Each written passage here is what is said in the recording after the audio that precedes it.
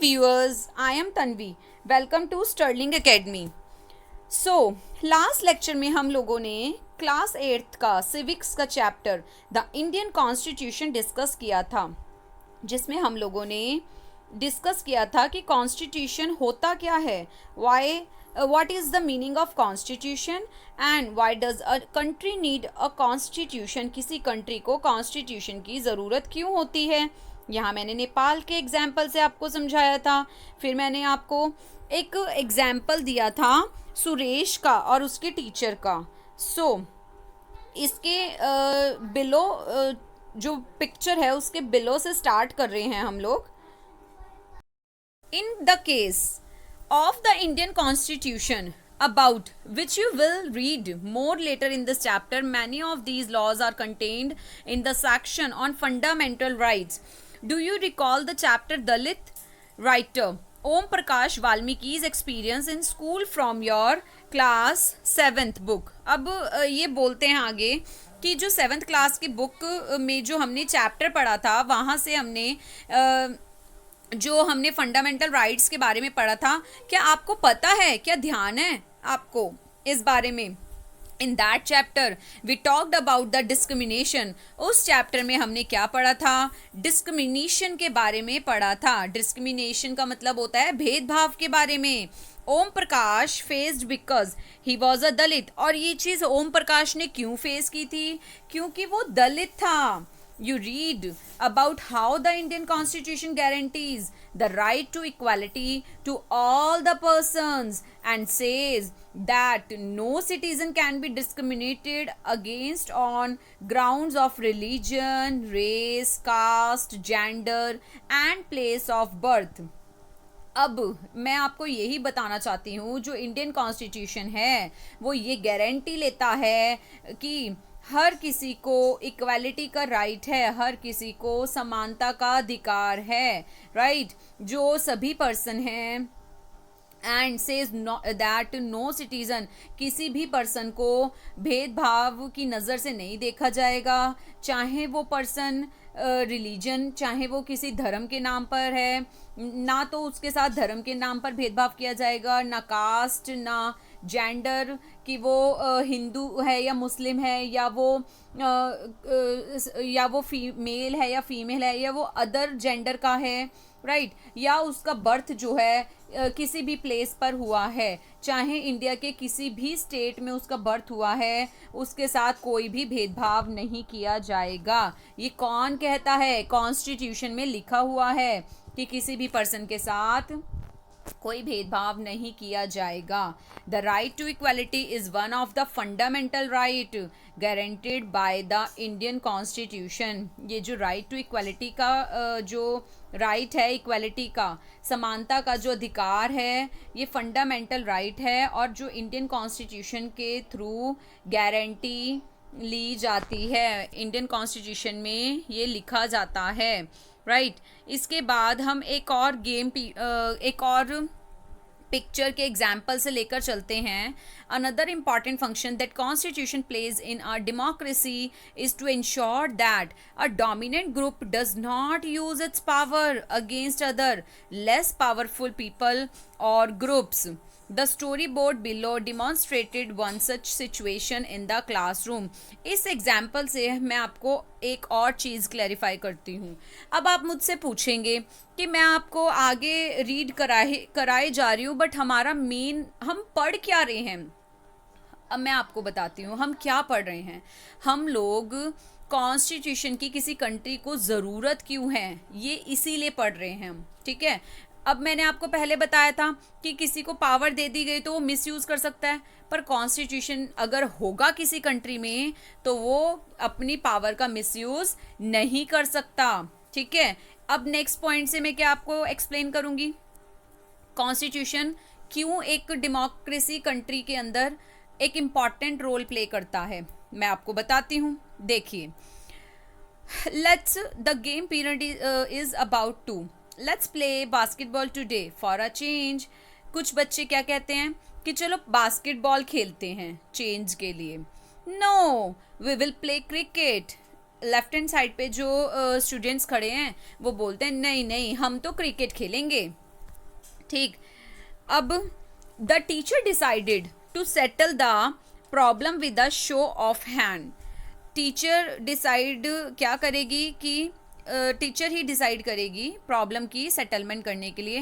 भाई इनमें झगड़ा हो गया, कहते नहीं हम बास्केटबॉल खेलेंगे, वो कहते हैं क्रिकेट खेलेंगे। अब क्या बात होती है, बच्चे कहते हैं कि हमारी मैम जो है ना वो ही सेटलमेंट करेंगी। चलो ठीक है, problem with the show off hands. अब मैम क्या करेंगी, मैम तो बोलेंगी ना जो जो बास्केटबॉल खेलना चाहता है रेज योर हैंड्स, क्रिकेट जो खेलना चाहता है रेज योर हैंड्स। सो ही we have von.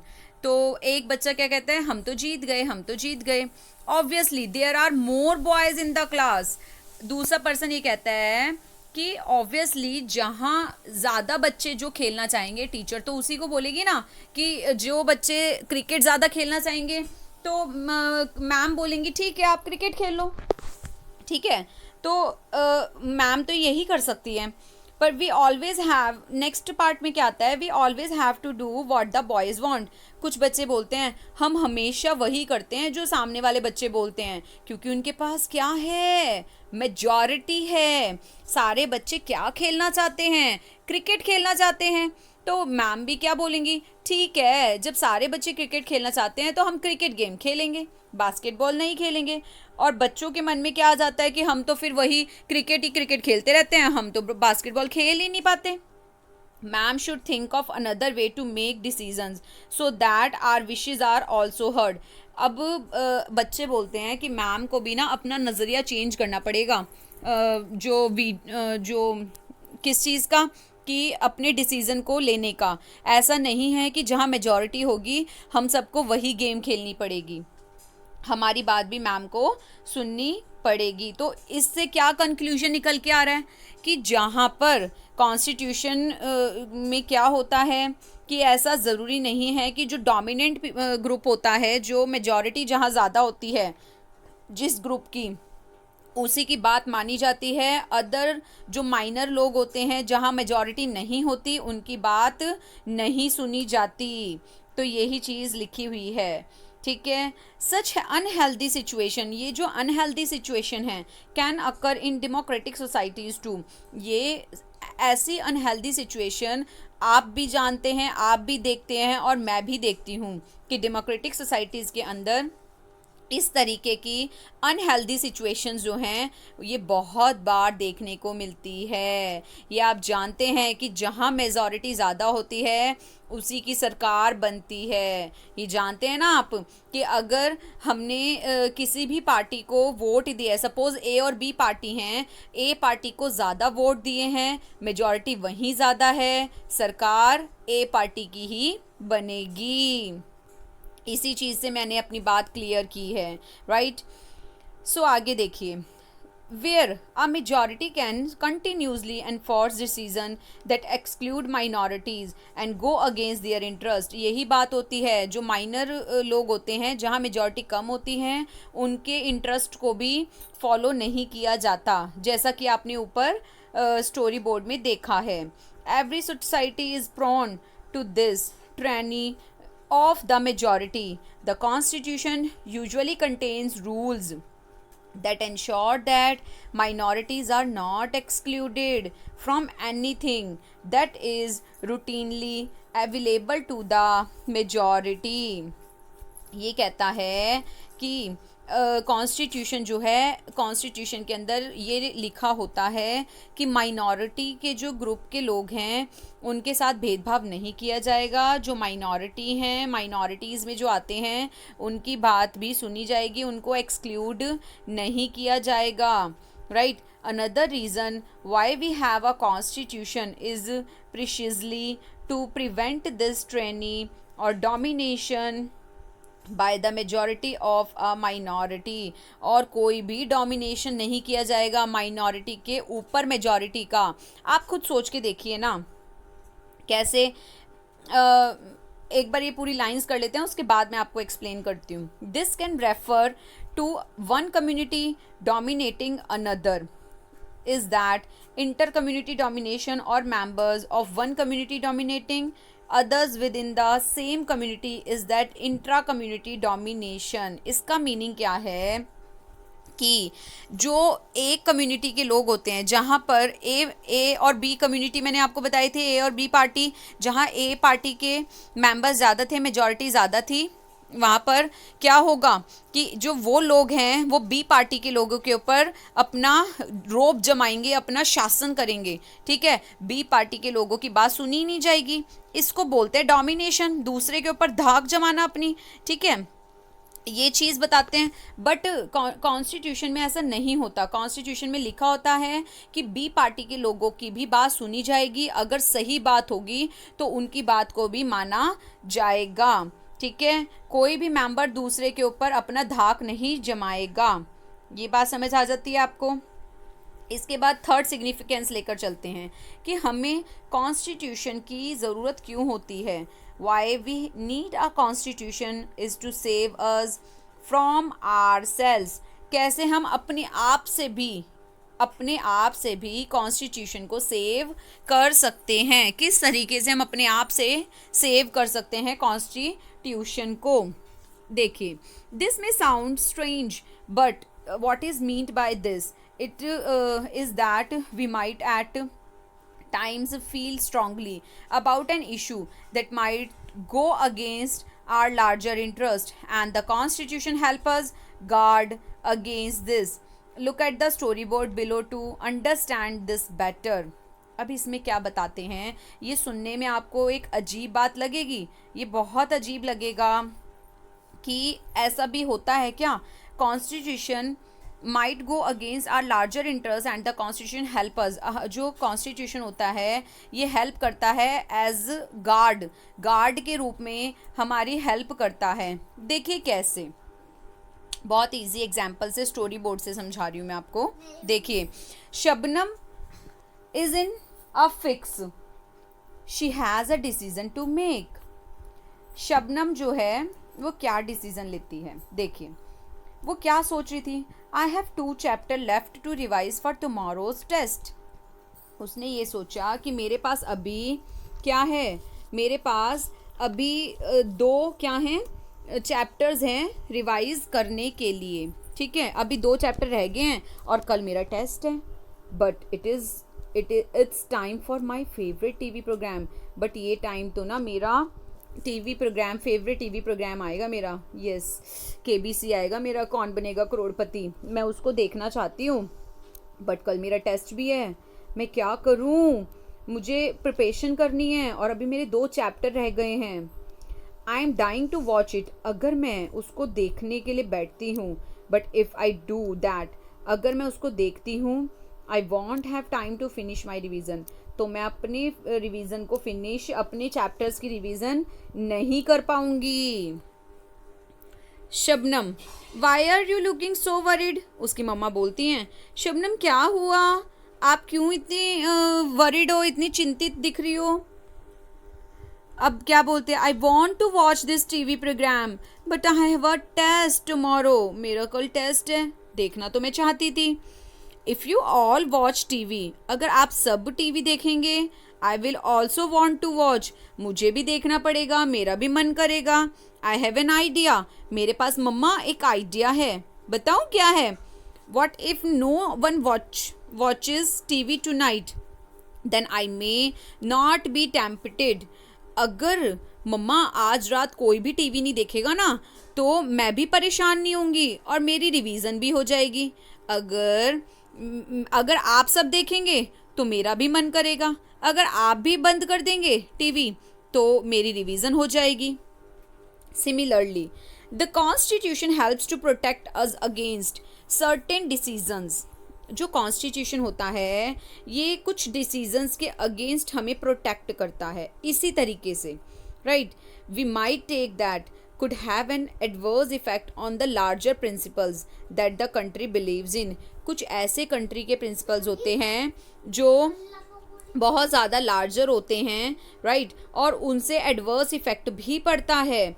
For example, it is possible that many people who live in a democracy might come to strongly feel that party politics has become so acrimonious that we need a strong dictator to to set this right, हमें एक strong dictator लाना पड़ेगा। अगर बहुत बड़ी country है तो उसके लिए, और वो सारी कंट्री डेमोक्रेसी को फॉलो कर रही है, तो उसके लिए हमें एक ऐसा पर्सन लाना पड़ेगा जो बहुत स्ट्रॉन्ग हो, जो स्ट्रॉन्ग लीडर हो, जिसकी सब बात माने।